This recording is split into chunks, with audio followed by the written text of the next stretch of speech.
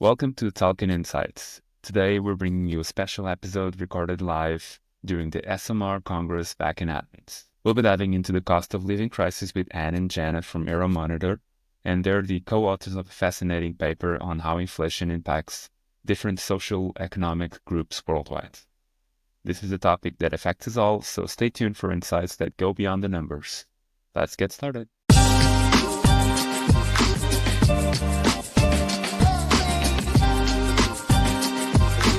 Welcome to Talking Insights.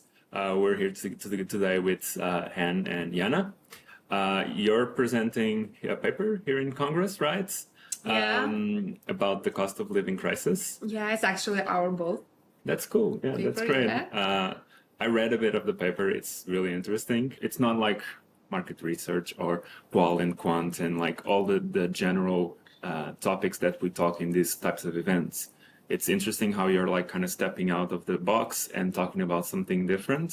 So I wanted to, get to know you a bit better and like our audience to get you know a bit better as well. So I was going to ask you like if you could just like introduce yourselves firstly and a bit about your paper. Hi, it is a pleasure, privilege to be here and recording this podcast with you, Antonio. My name is An Hodgson, and I'm the head of consumers research at Euromonitor. In our job, we produce thought leadership content on socioeconomic and macroeconomic aspects, very different to, like you said, a lot of the quant and qual that we see, quant and qual insights at ESOMAR. And over the past couple of years, one of our key research focus has been on the topic of high inflation and the cost of living crisis, which is front of mind for so many of us all over the world with everything that's been happening over the past couple of years. Yeah, that's interesting. And Jana, you also helped on the paper, right?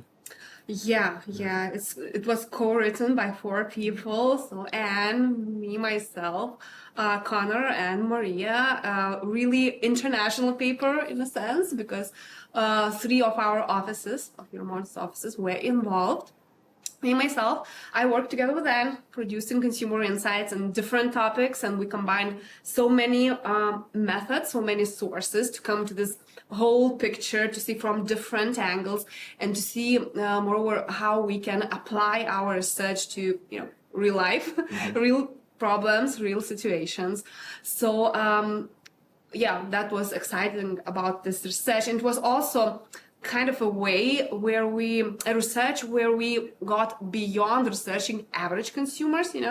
It's more about segments, different segments. So we were able to cover those low income consumers that are often underrepresented and not a factor of this general research. So I'm really excited about this paper and about this presentation tomorrow too. That's cool. And so when you envision creating this paper and talking about the cost of living crisis, you mentioned that you have a few offices around the world. Did you take notes or inputs from those offices on this living crisis, or did you pick one location and study that location? How did you create that? I can answer.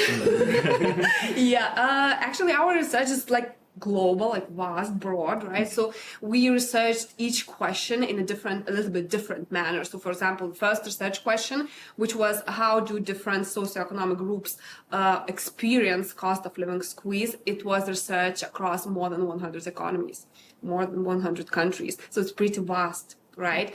And we took different types of data, different methods. And like I said, we combined and saw how each segment in each of the geographies, how it's doing. Right. Then for the second question about the response, we also take the focus countries. I think that was 17 economies. Then we focused to eight economies. And again, we saw how different segments are doing there. So it's vast. It's not one office. Although in the second half of 2022, the situation was so clear and near and dear to me, because I'm coming from Lithuania, and over the past years we have been those bad leaders in double-digit inflationary environments. So yeah, it was pretty important. I was pretty curious about this too. And in what ways do you think like business can either learn or evolve their ways to, I don't know, go to market, or like either the strategies they want to address, and adapt those according to this living crisis? Do you, I don't know, like how do you think like business can adapt their strategies? Well, let me kind of take back a little bit as well, in the sense that part of this topic, the reason why we studied this topic was in response to our clients as well. So what Jana will present tomorrow, one of the key methodology is to develop this index whereby it measures the impact of inflation on different income groups, and that is in response to businesses, companies that come to Euromonitor to get strategic advice and recommendations. And what this index does is, because it measures the impact of inflation on different income groups, it is a strategic tool for our clients to empower them with targeted pricing strategy. So, it's not increasing the price across the board for all clients, for all consumers, but it can be a bit more nuanced than that.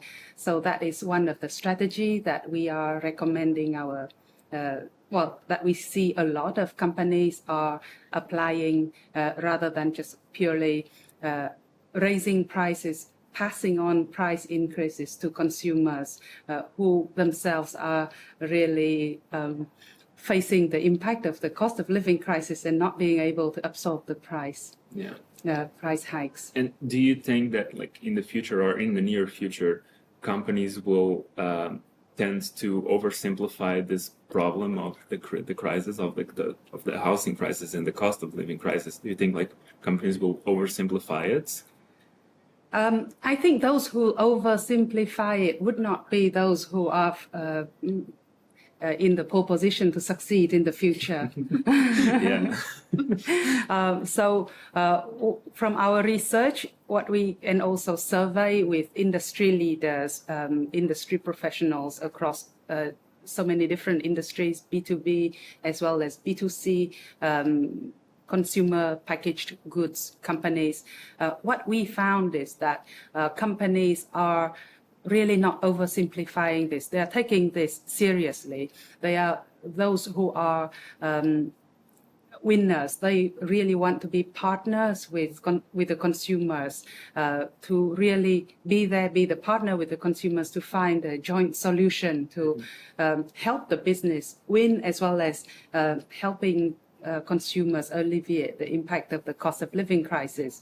So we see things like businesses are innovating, trying to be more transparent with their value proposition. They want to be to diversify distribution channels to really, maximize the value and cutting cost. So innovations like that are really helping them to overcome the impact of high inflation and the cost of living crisis without purely passing the burden on to consumers who are struggling themselves. Yeah. And do you think that the consumers are starting to notice that shift and that change in the companies as well? Both ways. Sorry, I just both ways. I'll just comment on the one aspect that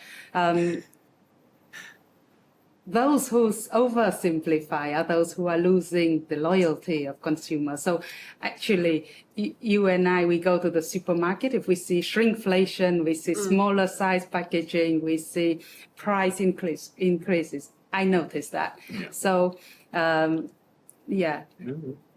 And do you think that the media and all the news and the way that the cost of living crisis is portrayed, especially in the media, is also affecting the strategy of the companies? I think, yeah.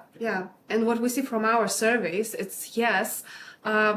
We have held consumer surveys through 3 years, 22, 23, 24. And, in 24 particular, we see that consumers are optimistic about their financial conditions, health, literally everything. But at the same time, they're still very cautious, even those consumer and those geographies, countries where they were lucky enough not to feel the squeeze, they still faced rapidly growing consumer income. So even those countries, even those consumers, they still overtake this overall population sentiment of cautiousness, of consciousness, of selectivity, and they start spending their money in different matter. So it's pretty much there to stay. You can't know the answer to a question without first asking it. But how do you ask the questions? More importantly, how will people answer them? That is where Question Pro comes in to support you, empowering you to build and deploy amazing experiences that collect clean and useful data. With our powerful online-based, built-for-enterprise survey platform, it is easy to create, collect, and act on your data. Create an impactful survey in minutes from scratch by importing an existing survey, or choose from over 350 ready-made templates that have been vetted by our expert market research professionals.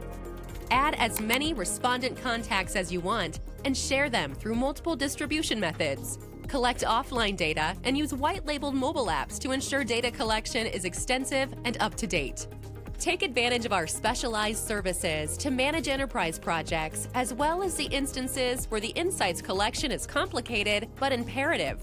Then, leave the rest to Question Pro. Sit back and watch us work magic as the data is analyzed and compartmentalized into functional insights automatically. Create role-based access reports in addition to exporting the data and insights into your proprietary toolset, allowing you to focus on what's most important, making smart decisions. Question Pro, survey software that gets the job done.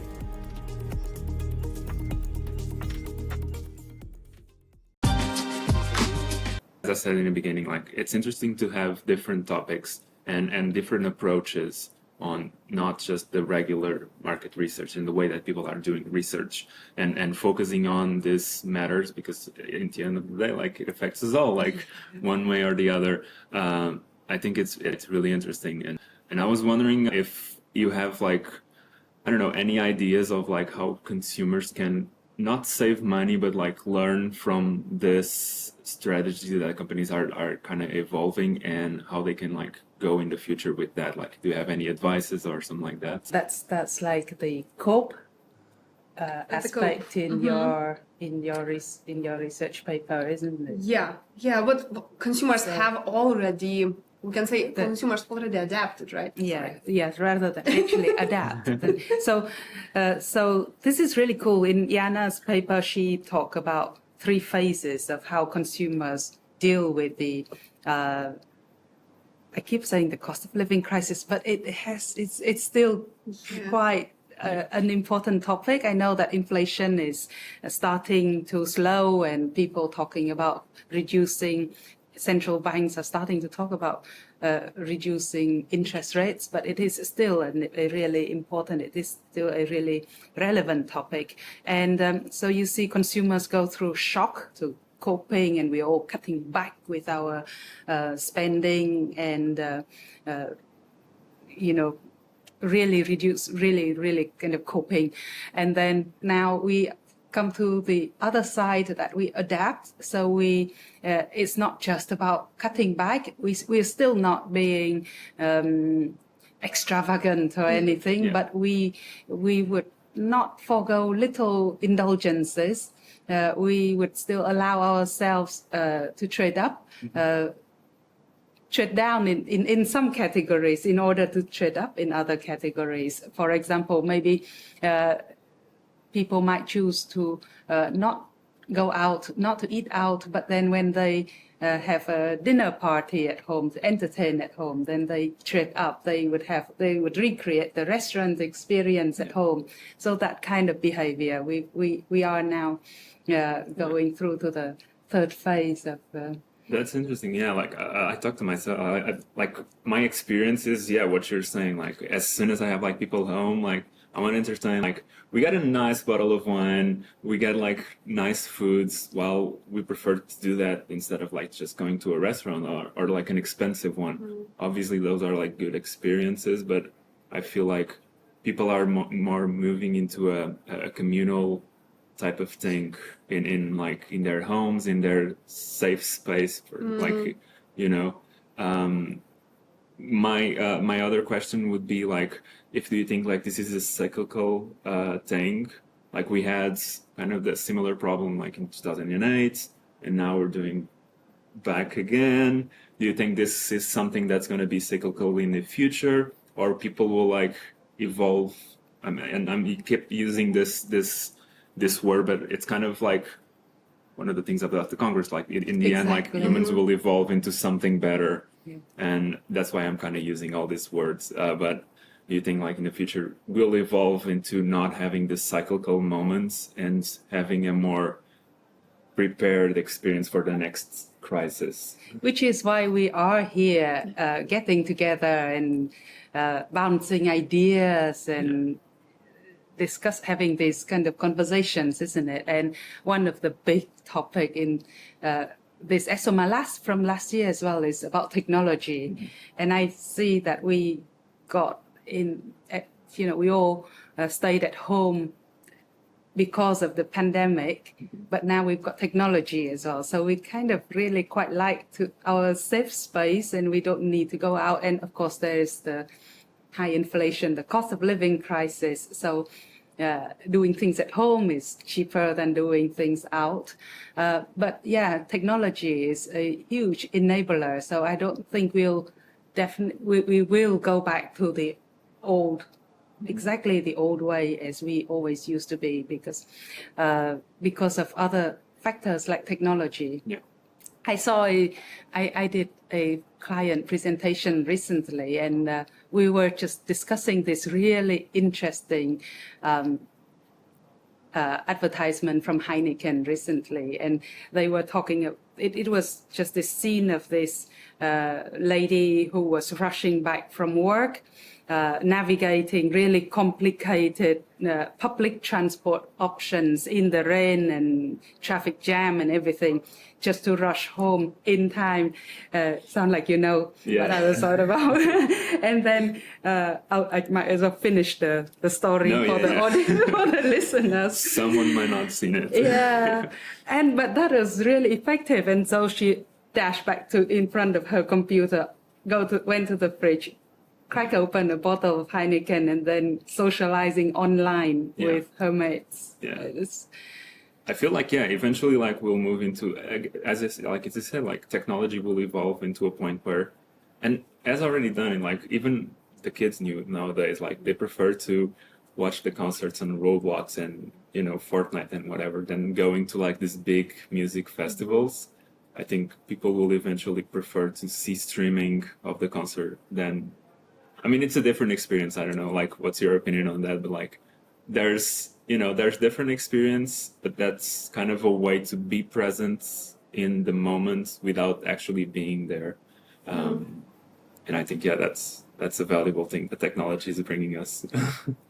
And then we might go to this blended experience as well, whereby you can be there, but you also have to be, like last year's ESOMAR, you had to be there, but then at the same time you needed the headset to be to be there. Yeah. So it's kind of so I think collectively we are still experimenting to see whether we are going back to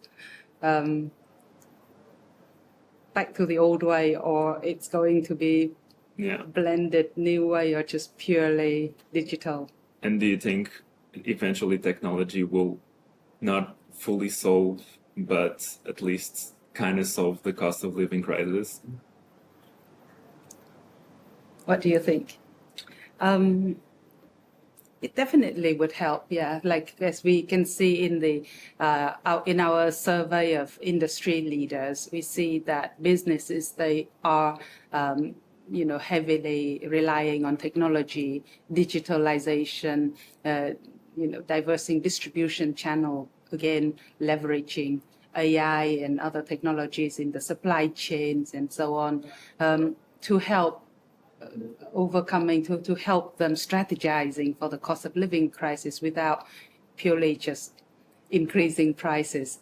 If you look at the chart, this results from our industry, Voice of the Industry survey. It's just different kind of options, different priorities that businesses resort to in the face of the cost of living crisis. Then you can see that increasing prices is really, really low at the bottom of the chart. No one is really thinking about going there and damaging that customer loyalty and trust. That's interesting. And I think also technology kind of helps with this pursuit of value, right? I mean, nowadays consumers, they are no longer looking for one value, right? Affordability, definitely. But beyond affordability, there is a list of values. Consumers really are evaluating these purchasing packages, let's say, and by purchasing packages, it's like product portfolios or service portfolios. It's communication, it's marketing, it's shopping journey. So they do evaluate all this package according to affordability, but according all those additional values, right? It's like quality, like durability, like sustainability, health, and positive emotions even, right? What you talked about, indulgences, right? So, and for each segment, the list of those values sometimes stays similar, but sometimes it's different. So companies nowadays, they need to do a lot of homework to suit those segments, right? And technology really helps with that. We see in this conference and overall convo going on that technology really helps companies to use those broad strategies to tailor their strategies to different segments. Do you think the younger generations are more demanding than the older ones? Like, let's say that the 20-year-olds now are more demanding than the 20-year-olds like 20 years ago? I think that 20-year-olds now, I'm not 20-year-old, unfortunately, but I think that those 20-year-olds now, they take a lot of technological things, let's say, for granted. Mm-hmm. It's there because it should be there, It's like sustainability. They also take that for granted, and they, in a lot of cases, that just refuse to pay because it's just a basic thing which should be there. Yeah. So in that sense, yes, I see that, and we see from our research that senior consumers, they're kind of more positive about things, and they maybe that technology is more difficult for them to get used to and get around to, but they are more positive about those things, and they are I think definitely you do a lot of research about different generations in your work, but from our conversations and what I've read, I think younger consumers are definitely more demanding, more less loyal, and all of the above. And this is not like they're difficult. They are very difficult and more difficult to bond for brands to establish that emotional connection and brand loyalty. Yeah.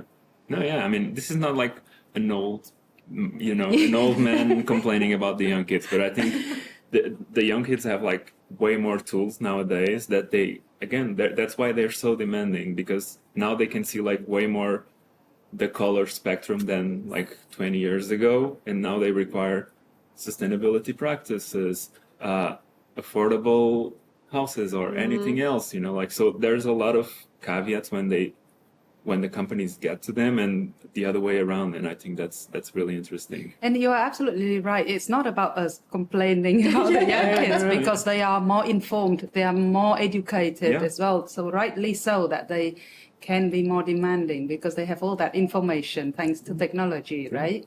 They're right. Yeah, they are. Right. So sitting here. I mean, we're not complaining about that. Well, thank you very much for the conversation. It was really interesting. Unfortunately, like our conversations are always like so small and so short, but they're always like we can talk for hours and hours on these topics. Maybe in the future we'll have another episode with you and we can discuss more about this. But until then, thank you very much for coming here and being on the podcast. It's amazing. We really enjoyed this. And for the ones listening, subscribe to Talking Insights either on YouTube or whatever you get your podcasts. And we'll see you out there.